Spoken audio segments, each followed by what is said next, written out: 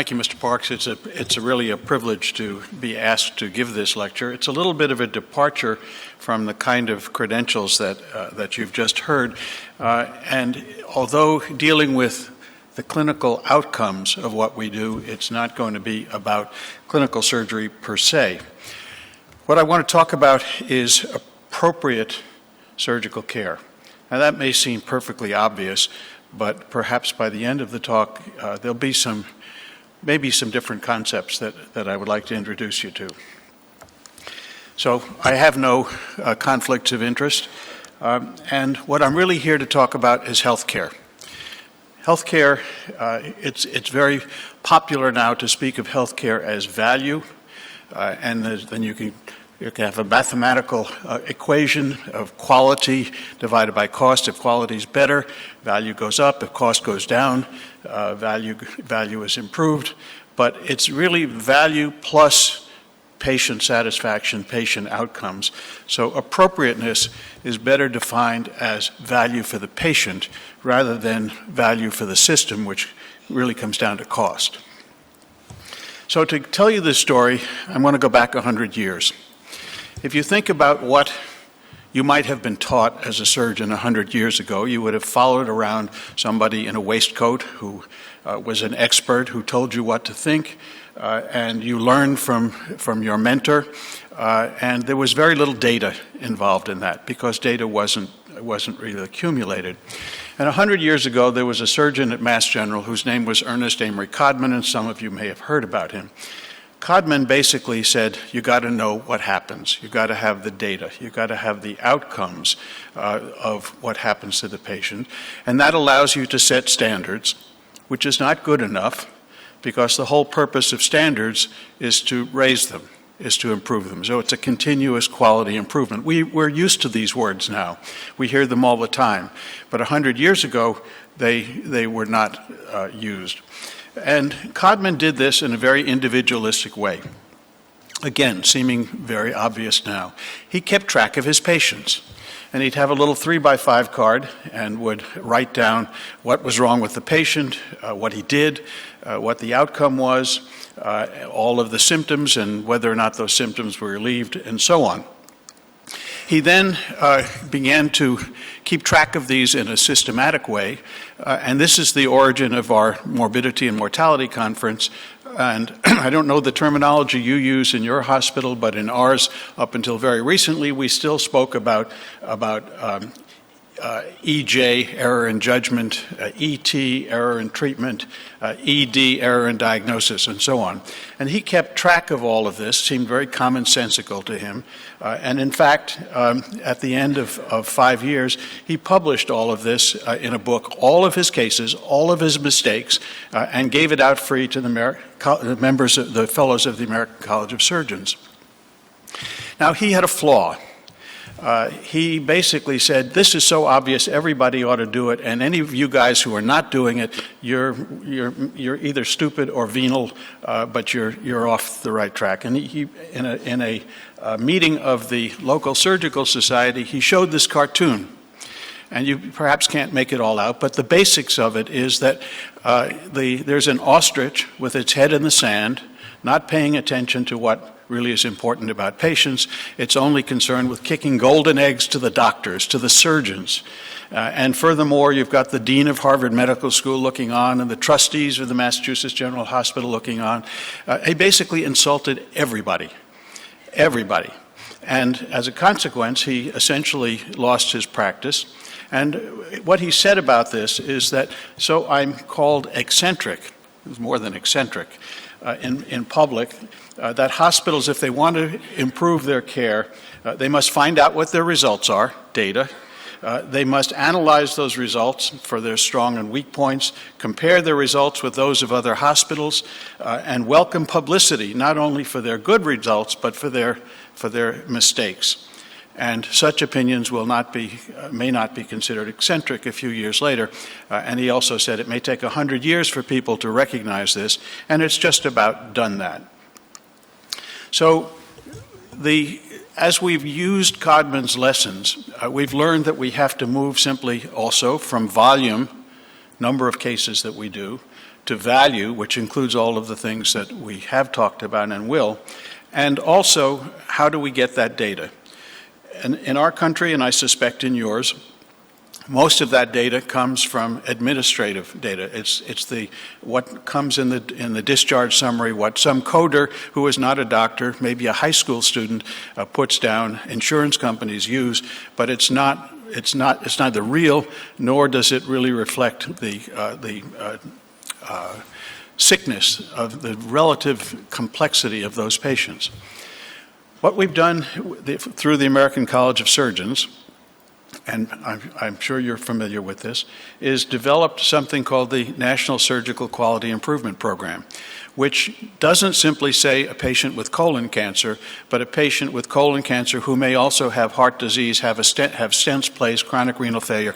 In other words, at different risk than other colon cancer patients. So the data, in order to be really comparable, needs to be risk adjusted. That's what the O to E, observed to expected ratios.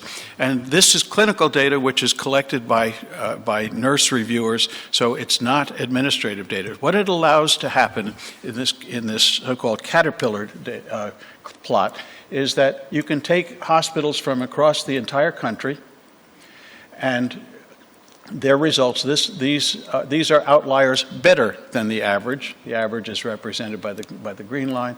These are having more trouble. Their outcomes are less good, for whatever you want to call it, wound infections after colectomy, and any particular item. But these hospitals can recognize that they have a problem, look at what these are doing, and find out what better practices they can incorporate. This allows you as an individual department or hospital to make comparisons over time. And I show as an example the results of pancreatectomy in our department at Mass General. And the dotted line in each case is this national observed to expected ratio. And the solid line is what we actually were doing at our hospital. And you can see variation over time. This is a 5-year span. You can see variations. If you have a problem, you start to see increases in morbidity. You can ask the question, why? And then do something about it. You can then take within, for example, our hospital system, which includes 2 academic centers and now there are 7 community hospitals, but you can compare results across those with the expectation that you not only can find out what's going on within your system and improve it, but perhaps begin to think about where complex cases should be done. So should a pancreatectomy be done in the community hospital? I know in Europe there's a great deal of interest in centralization. We haven't quite gotten there, but we want to get there because probably that's going to be the best results for complex patients. But it isn't quite as simple as that. This is a study that was done by one of my fellows who was getting a master's in public health degree, and he went to a veterans hospital about 2 hours up the road from us at Mass General. And he did focus groups. And he said, look, if you needed a Whipple operation, a pancreatic duodenectomy, it's about a 3% mortality, he told them. It's the same down at the Mass General, but if you'd feel more comfortable at the academic center, we'll send you down there at no cost. We'll pay for your family, we'll pay for their hotels. It'll just, if you feel better, we'll do it. And essentially nobody wanted to go. They liked their own doctor, they liked being close to home, and there was not a lot of reason. Parking's tough in Boston, so that they didn't really want to do that. So he then went back to a second group and he said, well, tell you the truth, it's 3% mortality at Mass General, but it's 6% here. And so same deal, we'll send you if you want. And only half the patients chose to go, even though it was going to be twice the mortality. Look at these numbers. He had to get to 6 times the mortality, 18%, before 80% wanted to move. But still 20% said, no, doc, I like you, parking's hard in Boston, I think we'd rather stay here. They don't really consider what is medically best. They're thinking in terms of what is important for them. So how do we do this today? The NSQIP really looks at big data. It looks at hospitals. It looks at departments. It looks at national data. But if we get back to Codman, how do we get back to individual data? How do you know how you're doing? If you're talking to a patient who is pick whatever operation you want. Let's use Whipple since we've been. Do you tell them that that the literature says that it's 1.6%? That's what you need to think about, or is that what's true in your hands, in your hospital, with this patient who has other comorbidities? So we now have gotten down to trying to recreate on a national basis a surgeon-specific registry through the American College of Surgeons. It's available not only to the fellows of the college, but to anybody who might want to use it, and it's a procedure-specific way of finding what you do, keeping your records on an online basis and making comparisons. And it has become extremely well used. This is as of 2013. There were already almost 5 million cases entered into it. So it's a way of really knowing and it's anonymous in a sense. You'll know, but it's not public data, so you don't need to be afraid of it. So coming back to this question of appropriateness, what is appropriate health care? And most of the discussion about this, again, focuses on cost, on waste. The American cost of caring for patients is probably double what it is in Great Britain. Is that better care or simply more expensive care? And generally speaking, we commonly assume that there is at least 30% waste in what we spend on patient care. Clearly, reducing the number of inappropriate operations or inappropriate CAT scans or MRIs, those would be helpful. And remember that quality cost equation.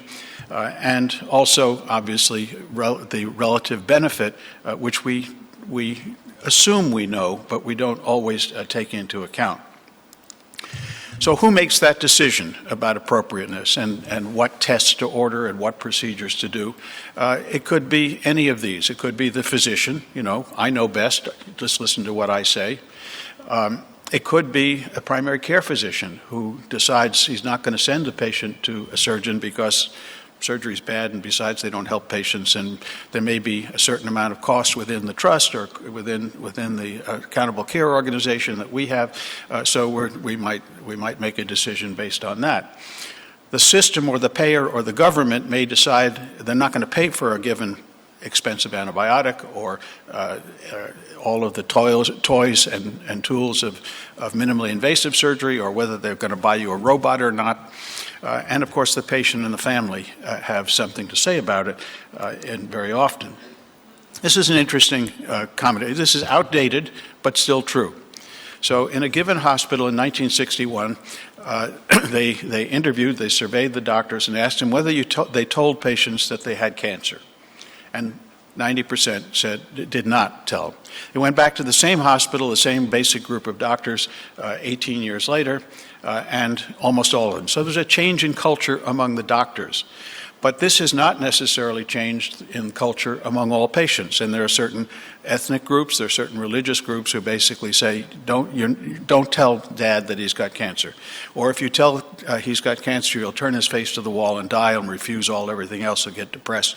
So the family does have something to say about it, but ultimately, in my opinion, there's a communication bond between the doctor and the patient, which is very important to preserve.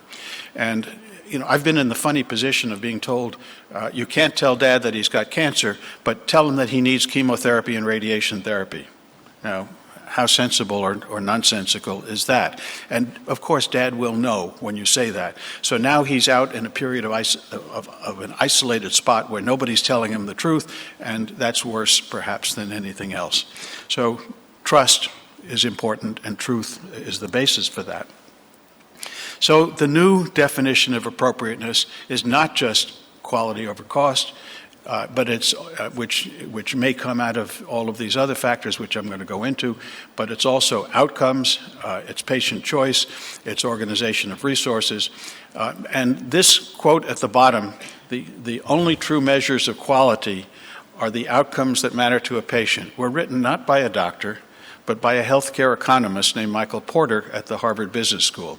This has really become a mantra that's important. Porter went on to define outcomes according to these tiers, these levels. And the tier one, the most important, is, am I going to live through the operation, doc? Am I going to have my leg on after the vascular procedure? How long is it going to take to get there? What's the chance of complications on the way? What's the error rate? You're going to have a laparoscopic cholecystectomy. What's the chance you're going to cut my common duct? They don't know to ask that, but we should be asking it.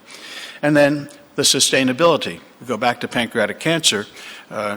Professor Jain may increase the survival from 8 to 15 months. I may get him to 22 months with a Whipple operation, but what's the chance that he's going to live 5 years? What's the chance he's going to see grandson graduate from college? Those are things that patients increasingly want to know and that we should be telling them.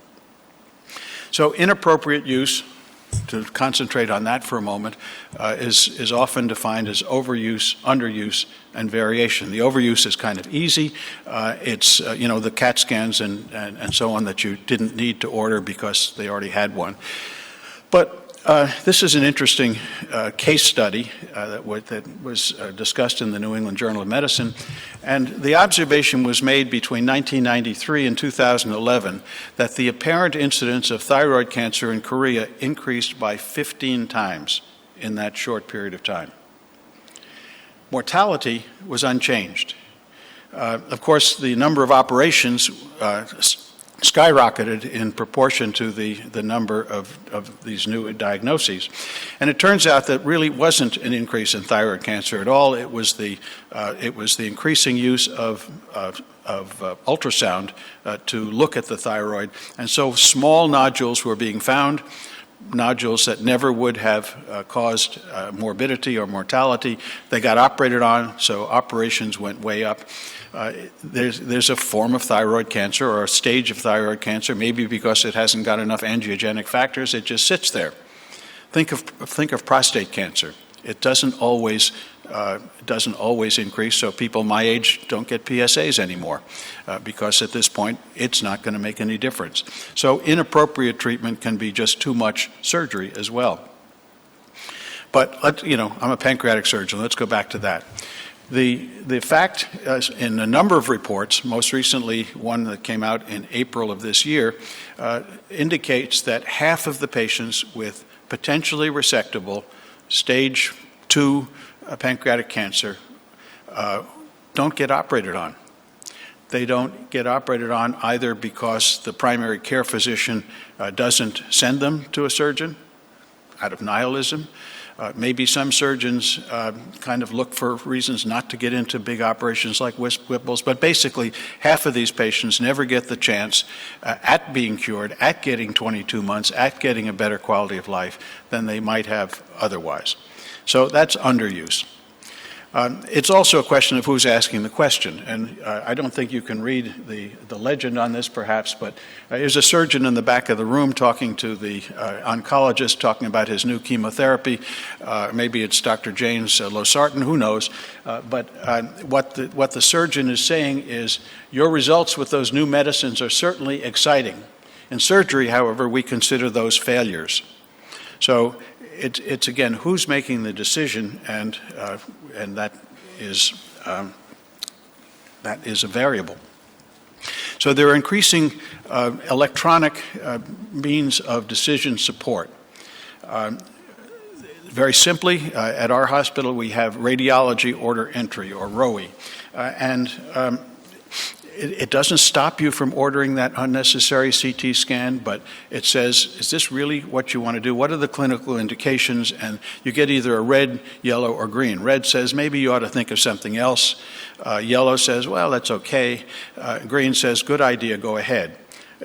And this actually has been a benefit to us with our insurers, who now have told us on the basis of this we don't have to make a special phone call to get permission to order the test and so on. This is local in that sense. The American College of Surgeons has also been developing evidence-based decisions in surgery, which is an online available for very many of the clinical conditions that you're liable to face. At the moment, I think it's up to 60 of these scenarios that are helpful in deciding what kind of resources are appropriate and what kind of steps. There are also electronic risk calculators for what we've been calling informed consent. You know, in many hospitals, at least in our country, the informed consent is boilerplate. It doesn't really get explained to the patient. It may be a nurse at 6 in the morning just before the operation who says, sign here. That's not really informed consent. But this is really a discussion. The informed consent is a discussion between the surgeon and the patient, talking about the operation, what those various tiers of outcomes might look like, what the actual risks are, which are appropriate to that particular patient, and it's a shared decision-making process. This, as I said, is electronically available, and it's not the only one that's available. There are a number of them that you can pick from, but basically they set out what the various levels of complications or comorbidities might be for that patient, and then come up with a number. So this is an example. The various elements are entered, and then morbidity, mortality, and excess and serious morbidity are set there. But further, it'll tell you what's true for a low-risk patient, a high-risk patient, and incidentally, your patient. And this can be done in the presence of the patient. It takes a few minutes, obviously, but it's a whole different level of communication and decision-making that's shared with the patient. The next step on this is what, again, an electronic decision support system, which we call ProE, or procedure order entry. Now, not the other was radiology order entry. And this is an example used for bariatric surgery. And once again, the various comorbidities, weight, excess weight, and so on, diabetes, hypertension are added in. And then the different surgical alternatives, whether it's a gastric partition, a lap band, or a Roux-en-Y, the different levels of weight loss that occur with it, and the things like what's the chance of diabetes resolution and so on. And you can make a choice. You've got different choices, and they can be made. So the measures of quality are changing. What we measure now tends to be mortality, length of stay, readmissions, very important, lab infections after surgery. But patients have a different set of values that they add to it. And these come under the appropriateness of the procedure, the risks and benefits, and so that's the ProE, the procedure order entry, and Porter's different levels. But then the next player on the block is something called PROMs, or patient-reported outcome measures. And that's the section on the bottom where the patient fills out what his actual symptoms are, that he's trying to get relieved, what his functional status is in terms of, is he up and about? Is he in a wheelchair? Does his angina prevent him from, or his claudication prevent him from playing golf? And mental health issues, including things like depression and response to the illness. So what's happened now is that you can put this together in a system which incorporates both of these. And it starts with the initial evaluation about what the nature of the problem is, but also with the patient putting his or her baseline in with the PROMS tool. Then working with the provider, with the surgeon in this case, the clinical information is fed into a computer program, which gives all of the chances of success as well as the chances of failure. There is then a true consent form, the informed consent, which makes use of that data. The treatment is delivered, and then the short and long-term outcomes are completed with the PROMS tool, which says, what have you really accomplished? So this is really Codman squared. It's a patient filling out, and you can continue this for as long as you can follow that patient. It can be not just 30 days, but a year, 5 years, 10 years. You really can know what the outcomes are of your treatment. I would be remiss if I didn't say that this isn't all about the surgeon, but especially with complex diseases like pancreatic cancer and many others, cardiac disease, musculoskeletal disease. It's a team, and it's many different components who are of caregivers and professionals who put that in. And I would just point out some of the specifics. As physicians, we tend to focus on the management of the disease. That's what we've been talking about. Nurses really spend much more time with the patient. And I've had nurses say to me, "Doctor, you're here 5 minutes twice a day. Who's here 24 hours a day?" It's the nurses. And they know much more about what the family is thinking, what they're talking about when you leave the room, and so on. Medications are getting very complicated. I can't tell you how to use the 4th generation antibiotics and the interactions between drugs. So clinical pharmacists on the hospitalized patient become very much more valuable. And then, of course, how the patient travels through the system and beyond it into the post-hospitalization period. So the new view of appropriateness combines these. It's procedure-specific outcomes based on data. If you don't know what you did, if you didn't measure it, you can't make that statement. It's prospective assessment, cure versus quality of life. It's true informed consent, including personal risk assessment based on that patient and that patient's other comorbidities, winding up with a shared decision-making and true personalized health care. So I leave you with this. I can't refrain from a little bit of personal philosophy, that we as surgeons are not simply technicians. We should not be simply technicians, but we are leaders of high-performance teams, including both surgical and non-surgical skills. We use evidence-based practice, or should. We know what the outcomes data really are, and not afraid to talk about them in public and to report them. The new term for what was CME or continuous medical education is now CPD, continuous professional development, recertification based on practice, and communication on many levels. So thank you very much for the honor of giving you my philosophy and some of the changes I think that we have to acknowledge in healthcare. And once again, thank you for inviting me to Manchester.